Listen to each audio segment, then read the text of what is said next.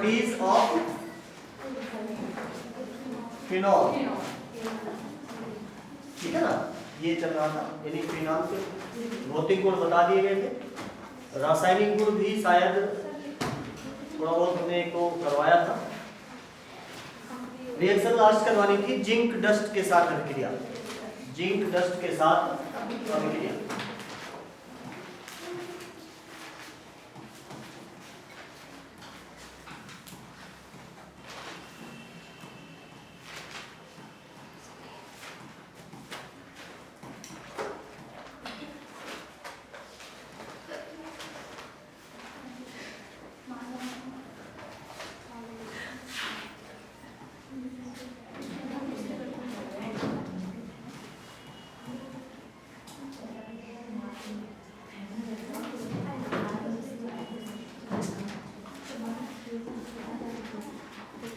देखिए इस अभिक्रिया का सबसे ज्यादा इंपॉर्टेंस है कन्वर्जेंस, ठीक है ना। जैसे एक कंपाउंड दिया गया उससे दूसरा बनाने के लिए आपको दिया जाता है, उसमें बहुत ज्यादा यूजफुल है। इसमें क्या हो जाता है बच्चों, बेंजीन बनता है और साथ में जिंक ऑक्साइड बन के रिलीज होता है।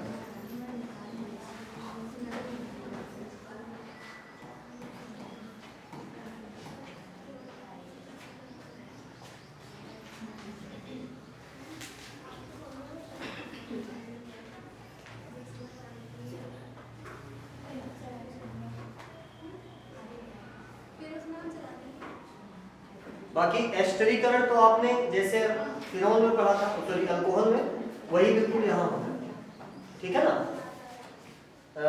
मेटल के साथ अभिक्रियाएं वहां पढ़ी थी आपने, वही यहाँ होनी है। एक अभिक्रिया कल मैंने आपको एक्स्ट्रा बताई थी NaOH के साथ अभिक्रिया, ठीक है ना, वो कर लेना। इसके बाद है कुछ इसकी स्पेशल रिएक्शंस है फिनॉल की, ठीक है ना, जो बाय नेम पूछी जाती है। जैसे एक है रिमर-टिमेन रिएक्शन और दूसरी है कोल्बे, ठीक है ना। तीसरी कई बार फ्राइज रीअरेंजमेंट पूछता है, फ्राइज रीअरेंजमेंट, ठीक है, फ्राइज पुनर्विन्यास।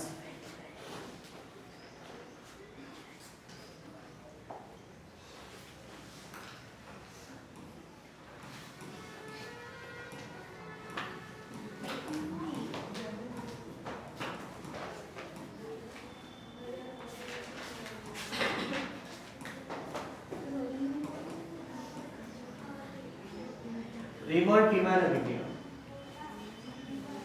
ठीक है।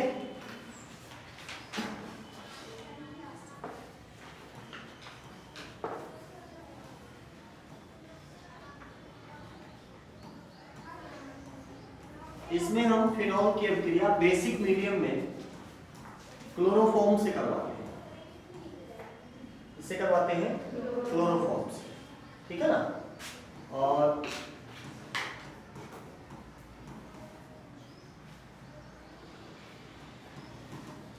सेकेंड स्टेप में इसमें HCl डाल देंगे, ठीक है।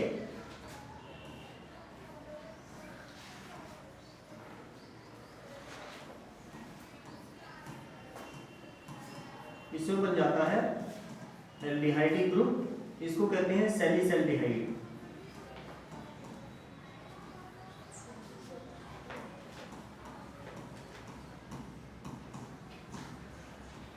सैलिसल्डिहाइड। अगर यहां पे इसमें ध्यान रखना बहुत ही इंपॉर्टेंट पॉइंट, इसमें कार्बीन इंटरमीडिएट का निर्माण होता है। अब मैं पूरा डिटेल में नहीं बताऊंगा क्योंकि डिटेल आपके यहाँ मैकेनिज्म पूछता नहीं है, ठीक है ना। कार्बीन इंटरमीडिएट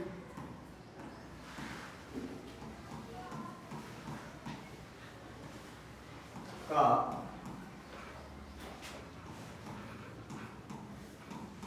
निर्माण,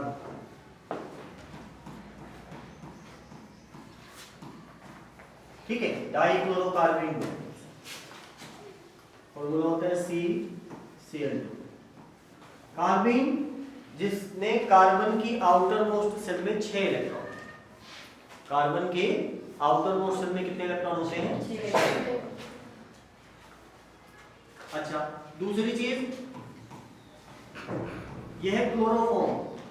क्या है? क्लोरोफॉर्म। अगर इसके स्थान पर CCl4 का प्रयोग करते हैं, किसका? CCl4 का प्रयोग करने पर सैलिसिलिक अम्ल बनता है।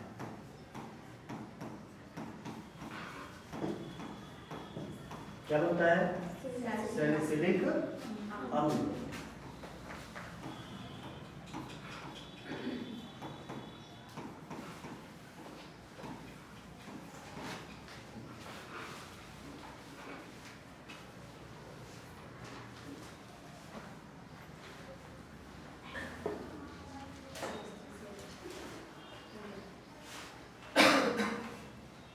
मैकेनिज्म आपसे पूछता नहीं है, ठीक है ना? फिर भी देखिए कार्बीन का निर्माण कैसे होता है मैं बता देता हूं, उसके बाद फिर इलेक्ट्रोफिलिक, सामान्य इलेक्ट्रोफिलिक रिएक्शन। देखिए यह है क्लोरोफॉर्म। क्या है? क्लोरोफॉर्म। ठीक है ना? एक कार्बन के साथ कितने क्लोरीन जुड़े? 3। और क्लोरीन कार्बन की अपेक्षा बहुत ज्यादा इलेक्ट्रोनेगेटिव होता है, तो ये इलेक्ट्रॉन विड्रॉइंग इफेक्ट दिखाता है, मतलब कार्बन के इलेक्ट्रॉन को कोई तरफ खींचता है, जिसकी वजह से कार्बन क्या करेगा? हाइड्रोजन के इलेक्ट्रॉन खींचेगा, इसके ऊपर आ जाता है पॉजिटिव चार्ज। मतलब इसमें जो हाइड्रोजन है ये एसिडिक नेचर का हो जाता है। इसके अंदर कौन सा गुण आ जाता है? अम्लीय गुण। ठीक है ना? और साथ में आपने क्या नाम रखा है? Base, NaOH। ठीक है ना? तो OH नेगेटिव इस H के साथ मिलकर के क्या बना लेता है? H2। और फिर एक क्लोरीन यहां से रिलीज करके ये बना लेता है CCl2। क्या बना लेता है? CCl2। ठीक है ना? इसको कहते हैं डाइक्लोरोकार्बीन। क्या कहते हैं? डाइक्लोरोकार्बीन।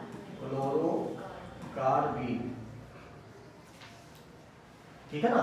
कार्बीन जो है, जो बच्चे मान लीजिए कॉम्पिटिटिव एग्जाम्स करेंगे तो उसमें इंपॉर्टेंट है भाई, कार्बीन इंपॉर्टेंट चीज पूछी जाती है। ठीक है ना? इसके टाइप है ना, कोल्ड कार्बीन, हॉट कार्बीन, या जिसको हम कहते हैं डबलेट एंड ट्रिपलेट कार्बीन। तो वो चीजें उसके अंदर कैसे उसकी संरचना होती है, इलेक्ट्रॉनिक स्ट्रक्चर्स कैसा होता है, बहुत आसान सी चीज है। ठीक है ना? बट यहाँ हम उसको डिटेल में डिस्कस नहीं करेंगे। यहाँ आप इतना जानिए कार्बीन एक ऐसे इंटरमीडिएट्स होते हैं। इंटरमीडिएट्स जैसे आपने पढ़ा था ना, कार्बोधनायन, कार्बोरेनायन, मुक्त मूलक, है ना, वैसे ही कार्बीन भी होता है। और भी चीजें हैं, ध्यान रखना, आप 3 ही पढ़ चुके हैं अब तक, कार्बीन, नाइट्रीन, ठीक है ना, बेंजाइन, ये सब इंटरमीडिएट्स हैं। तो यानी जो कुछ समय के लिए बनते हैं, जो अभिक्रिया के मध्य कुछ समय के लिए बनते हैं, उसके बाद वो सीधे प्रोडक्ट में चेंज हो जाते हैं। तो यहाँ पे जो डाइक्लोरो यानी जो कार्बीन बन रहा है, ये एक ऐसा समूह होता है जिसमें कार्बन की बाह्य कक्षा में 6 इलेक्ट्रॉन होते हैं। ठीक है ना? समझ में आया? अब अगर ये जो 6 इलेक्ट्रॉन्स हैं, इनकी अरेंजमेंट के आधार पे, यानी इसमें जो 2 इलेक्ट्रॉन है वो पेयर्ड होंगे या अनपेयर्ड होंगे, इसके आधार पे फिर सिंगलेट और ट्रिपलेट कार्बीन बनता है।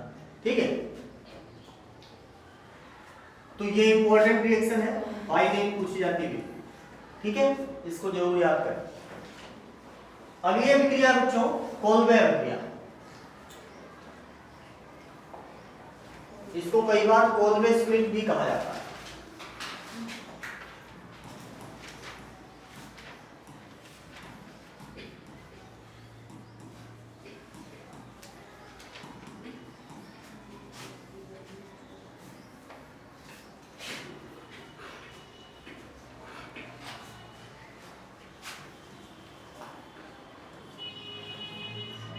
इसमें फिनॉल की अभिक्रिया, वैसे तो सोडियम फिनॉक्साइड लेते हैं, बट बेसिक मीडियम में आप सीधे लिख सकते हो। इससे करवाएंगे कार्बन डाइऑक्साइड से इन बेसिक। ठीक है,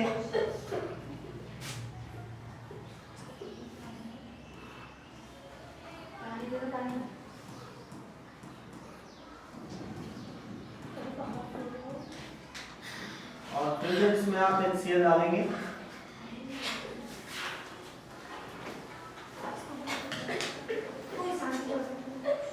दो बच्चे ले जाओ, तुम दोनों चले जाओ, इसको बाहर ले जाओ। कंजेशन हो रहा है, कोई दिक्कत नहीं, बाहर ले जाओ थोड़ा सा।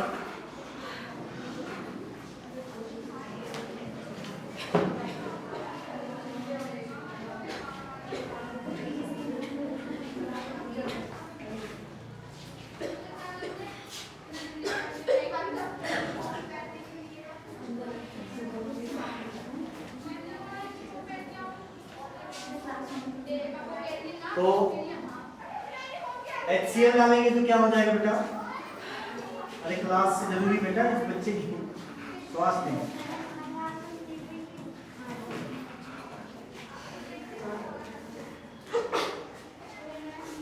ठीक है, क्या है? सैलिसिलिक अम्ल।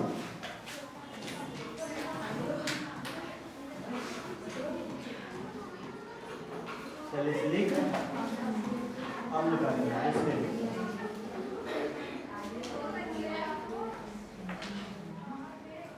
इसके बाद है कुछ संघनन अभिक्रियाएं पूछी जाती हैं आपसे।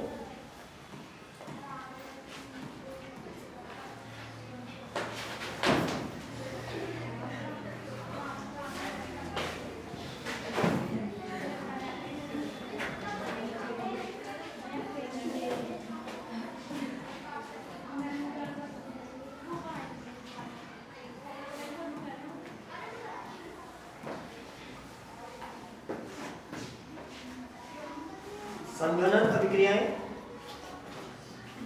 जैसे एक तो पूछा जा सकता है आपसे एसीटोन के साथ,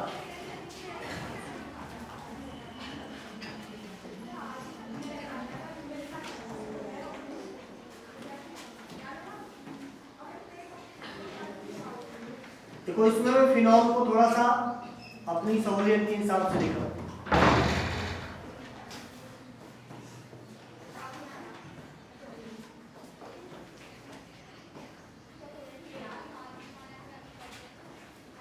इन प्रेजेंस ऑफ HCl क्या बन जाता है बेटा? देखो यहां से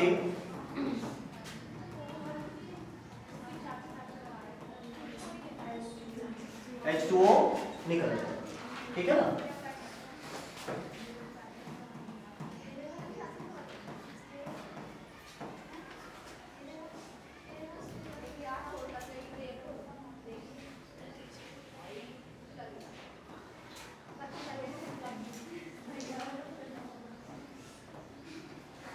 This is called bisphenol A।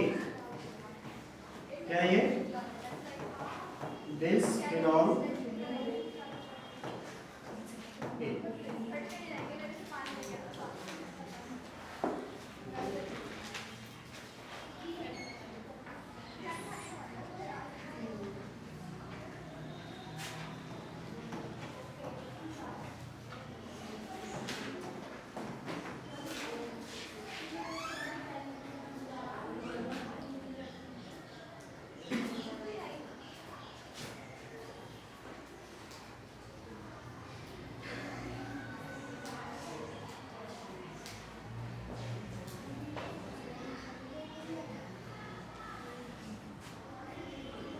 अच्छा, इसके अलावा एक वर्ड आप लोगों ने, एक कंपाउंड का नाम सुना है किसी बच्चे ने? फिनोक्सिलीन। अरे 10th में ही पढ़ा होगा। इंडिकेटर, लिटमस, लिटमस जानते हो? नहीं जानते? चलो, लिटमस या फिनोक्सिलीन, मिथाइल ऑरेंज, ठीक है ना, और मिथाइलिन ब्लू, ये ऐसी चीजें हैं जिनको कहते हैं इंडिकेटर। क्या कहते हैं? इंडिकेटर। इंडिकेटर मींस सूचक। ये हमें अम्लीय अथवा क्षारीय माध्यम की जानकारी देते हैं, अम्लीय या क्षारीय माध्यम की जानकारी देते हैं। जैसे देखो इंडिकेटर हमारी बाइक में भी लगा होता है ना, जिधर मुड़ना होता है उधर हम ऑन कर देते हैं तो पीछे वाले को पता चल जाता है कि इधर में। ऐसे ही रसायन विज्ञान में हम माध्यम की जानकारी के लिए कुछ स्मेलिंग एजेंट या क्रोमेटिक एजेंट का यूज करते हैं जो अपना कलर चेंज करते हैं या स्मेल चेंज करते हैं और इसकी सहायता से हमें जानकारी देते हैं कि मीडियम एसिडिक है या बेसिक है। ठीक है ना। उसी में एक बड़ा इंपॉर्टेंट कंपाउंड है फिनोल्फ्थलीन। ठीक, फिनोल्फ्थलीन का निर्माण भी किससे होता है? फिनॉल से होता है। नाम से ही पता चल रहा है फिनोल्फ्थलीन। अगर आप स्पेलिंग लिखेंगे, ठीक है ना, ये केमिस्ट्री की बड़ी इंपॉर्टेंट बहुत ही सुंदरता है कि फिनोल्फ्थलीन सिर्फ केमिस्ट्री वाला ही बोल सकता है। ठीक है ना, बाकी जो है वो फिनोल्फ्थलीन को कुछ और ही पढ़ेंगे। ठीक, वो पढ़ते हैं फिनोल्फ्थलीन, नहीं फिनोल्फ्थलीन होता है। क्या होता है? फिनोल्फ्थलीन। ठीक है, आगे चले। तो फिनोल्फ्थलीन का निर्माण कैसे होता है देखना एक बार।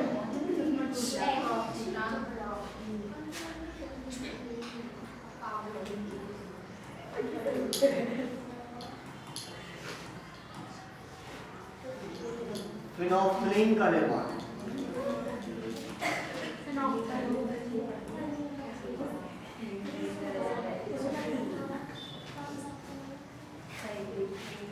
ठीक है, कैसे होगा बेटा? तो इसमें आपको याद करने की जरूरत नहीं, सिर्फ आपको नाम याद होना चाहिए। फिनॉल चाहिए और थैलिक एनहाइड्राइड चाहिए। फिनॉल चाहिए और थैलिक एनहाइड्राइड। अब समस्या ये है कि तुम में से ज्यादातर बच्चे थैलिक एनहाइड्राइड जानते हैं। थैलिक एसिड का नाम सुना है? बेंजोइक एसिड का नाम सुना है? बेंजोइक एसिड, बेंजोइक एसिड में बेंजीन के साथ एक COH जुड़ता है और अगर हम कंटिन्यू ऑर्थो पोजीशन पे 2 COH जोड़ दें तो उसको कहेंगे थैलिक एसिड। ठीक है ना। और उसका एनहाइड्राइड, एनहाइड्राइड कैसे बनता है? किसी भी चीज में से पानी निकाल दिया जाए। क्या निकाल दिया जाए? पानी। तो जो हमें प्रोडक्ट मिलता है उसको हम कहेंगे एनहाइड्राइड है। क्या है? एनहाइड्राइड। तो एक बार देखिए थैलिक एसिड का फॉर्मूला क्या होता है। अभी नोट नहीं करेंगे, इसको सिर्फ सीखना है बस आपको।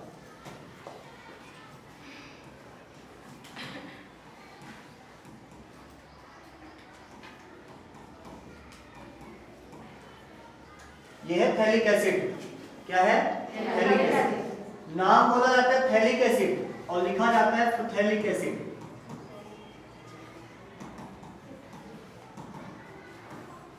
ठीक है, इसको जब हम P2O5 के साथ हीट करते हैं, फास्फोरस पेंटॉक्साइड के साथ, ये स्ट्रॉन्ग डिहाइड्रेटिंग एजेंट है।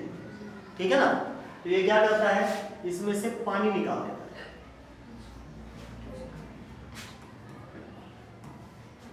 और ये बन गया थैलिक एनहाइड्राइड।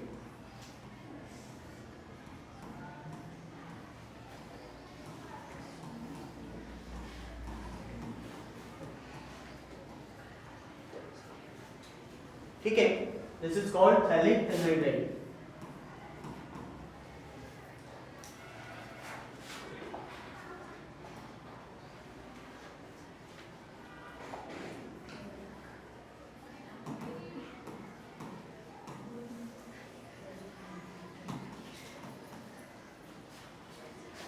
अब इसकी अभिक्रिया हम करवाते हैं किससे? फिनॉल से।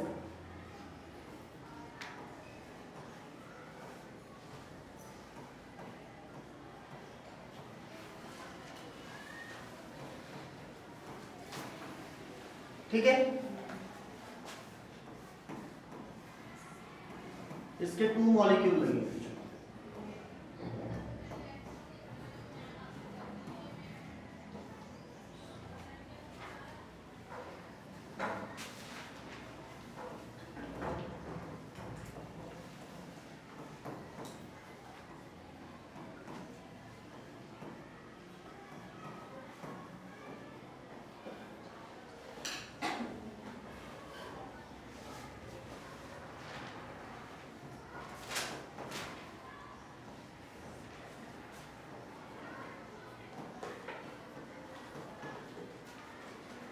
ये है फिनोल्फ्थलीन।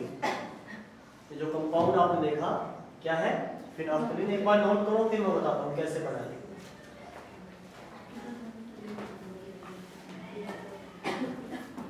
इसको याद करने की ट्रिक बता देता हूँ, कैसे क्या टेक्निक है।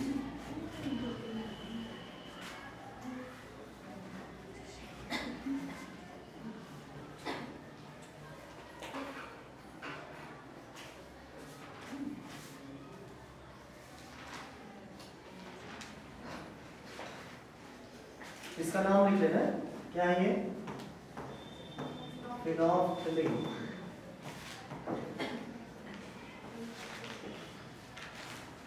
और भी है, लेडर-बर्नौली रिएक्शन भी है, बट वो इतना ज्यादा नहीं पूछी जाती है, ठीक है ना।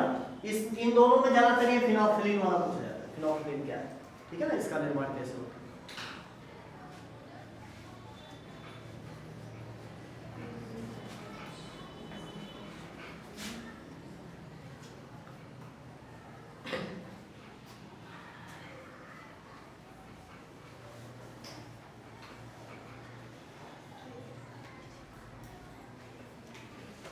हो गया भाई?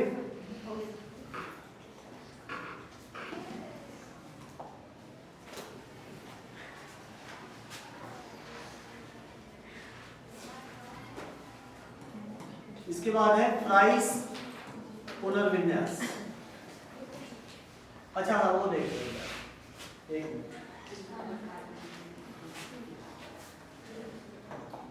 जैसे फिनोल्फथालीन में एक है थैलीन यानी थैलिक एनहाइड्राइड, ठीक है ना।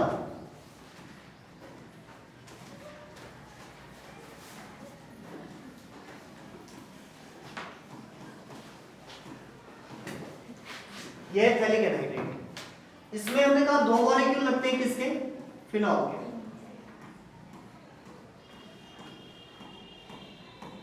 One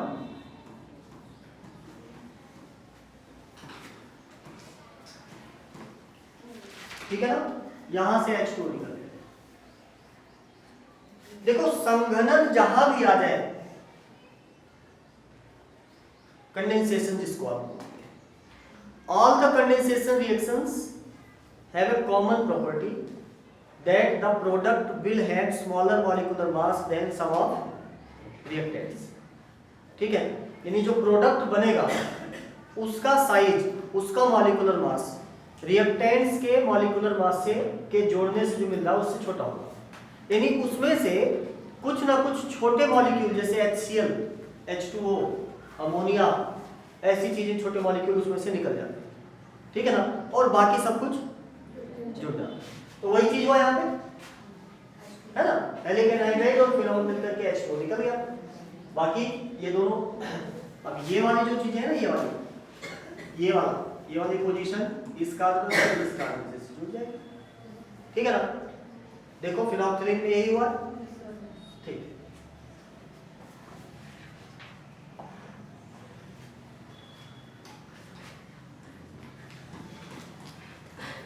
fries पुनर्विन्यास।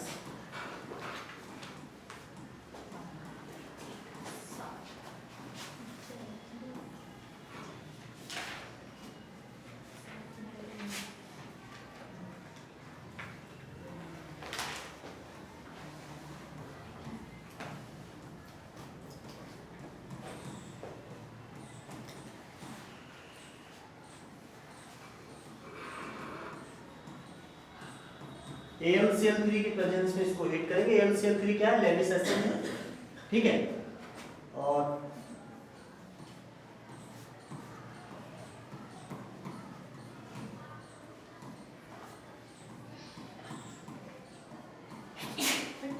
ये प्रोडक्ट बन सकता है, दोनों जगह रीअरेंज होता है, या तो ऑर्थो पे या पैरा।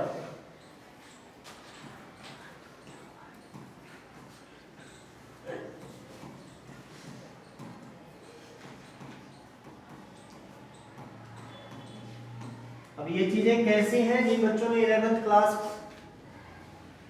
पढ़ी होगी उनको मैकेनिज्म समझ में आ रहा है, ठीक है ना, कैसे हुआ, यहाँ बॉन्ड टूटता है, पॉजिटिव चार्ज का इसको अटैक होता है, ठीक है ना। और अगर अभी मैं करवाने जाऊंगा तो फिर 12th नहीं पूरी होगी, फिर 11th पढ़ाऊंगा, ठीक है। इसीलिए स्टार्टिंग में ही आपको बता दिया था कि अगर आप 11th की प्रिपरेशन करके नहीं आएंगे तो 12th में एक ही चांस है कि अभिक्रियाएं रटनी पड़ेगी आपको। ठीक है, अगर आपको 11th आता है तो अभिक्रियाएं आपकी समझ में आएगी कि क्या हुआ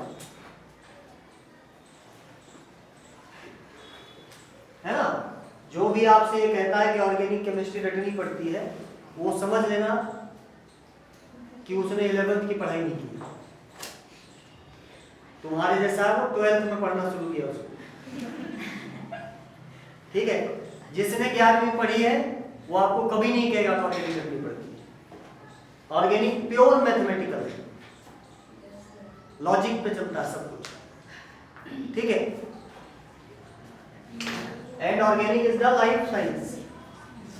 ये नहीं पढ़ा तो समझ लीजिए आप अपनी जिंदगी के बारे में बहुत कुछ मिस कर रहे हैं। ठीक है ना, क्योंकि हम क्या है, हमारा जो एज है इसको कार्बोनिफेरस एज बोला जाता है, कार्बन से ही सब कुछ।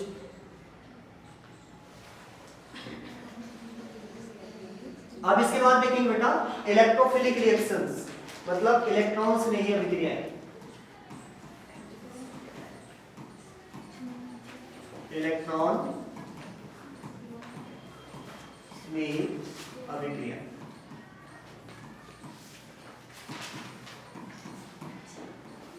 ये मोस्ट इंपॉर्टेंट है, खास करके इसमें ब्रोमिनेशन और नाइट्रेशन, मतलब ब्रोमीन के साथ अभिक्रिया और HNO3 के साथ। तो सबसे पहले हम देखेंगे ब्रोमिनेशन में।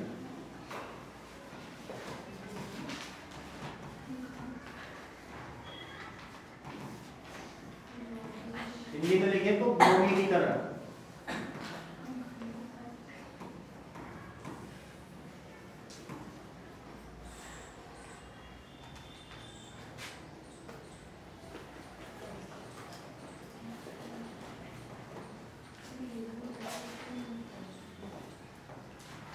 ध्यान से देखो इधर, रिएक्टेंट सेम है ना, है ना। क्या लिया हमने, फिनॉल की रिएक्शन किससे करवा रहा हूं, ब्रोमीन से। लेकिन हमने यहां जो सॉल्वेंट डाला है ये सॉल्वेंट नॉन पोलर है, कार्बन डाइसल्फाइड। कार्बन डाई यानी इस चीज को हमने कार्बन डाइसल्फाइड में बोला। ठीक है, in such case if the solvent is non-polar then the phenol do not dissociate। ये ध्यान रखना, जब आपको फिनॉल करवाया गया था उस समय पे मैंने क्या बताया था कि फिनॉल में से H पॉजिटिव अलग हो जाता है, ऑक्सीजन पे नेगेटिव चार्ज आ जाता है। लेकिन अगर नॉन पोलर सॉल्वेंट है तो ऐसा नहीं होगा। ठीक है ना, तो ऐसे केस में ब्रोमीन या तो ऑर्थो पोजीशन पे जुड़ेगा और पैरा पोजीशन पे जुड़ेगा, दोनों में से किसी एक।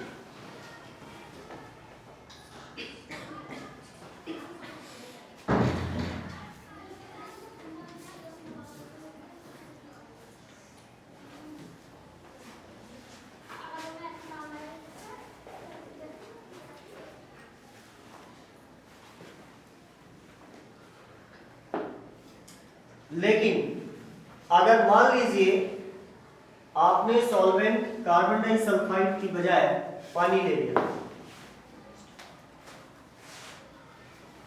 तो ऐसे केस में यहां से फिनॉल का H पॉजिटिव रिलीज हो जाता है, बन जाएगा फिनॉक्साइड। क्या बन जाएगा, phenoxide. And phenoxide is highly ortho para directive, highly reactive, मतलब रिंग को एक्टिवेट कर देता है। ठीक है ना, जिसकी वजह से ब्रोमीन सभी ऑर्थो पैरा पोजीशन पे अटैक करता है और बन जाता है ट्राइब्रोमोफिनॉल। ट्राइब्रोमोफिनॉल ये व्हाइट कलर का प्रेसिपिटेट होता है, मोस्टली वाटर इनसॉल्युबल है, तो ये नीचे बैठ जाता है। आगे चले, अब इसको ध्यान रखना, बिल्कुल सेम रिएक्शन, रिएक्टेंट सेम रहेगा, सिर्फ सॉल्वेंट परिवर्तन करेंगे हम।